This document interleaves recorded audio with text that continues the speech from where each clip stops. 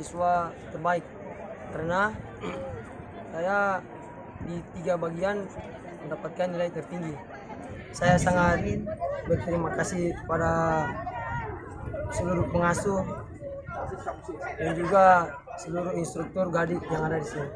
Harapan Bapak sebagai orang tua, Pak? Ya, tentunya harapan orang tua yang pertama bersyukur, pastinya berbangga.